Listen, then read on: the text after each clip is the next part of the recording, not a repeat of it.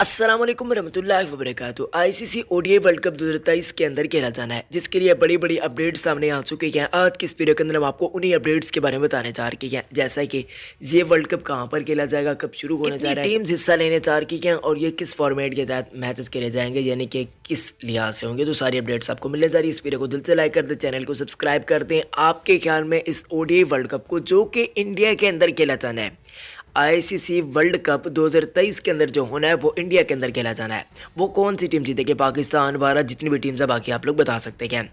इससे पहले भारत 3 मरतबा आईसीसी ओडीआई वर्ल्ड कप को होस्ट कर चुका है, 1987 के अंदर, 1996 के अंदर और 2011 के अंदर। आपको बताते चलें कि साल 2011 के अंदर भारत चैंपियन भी बना था, जबकि गुज़िश्ता जो कि वर्ल्ड कप खेला गया साल 2019 के अंदर, उसके अंदर चैंपियन इंग्लैंड बना था। आपको बताते चलें कि 10 टीम्स टोटल हिस्सा लेने जा रही हैं।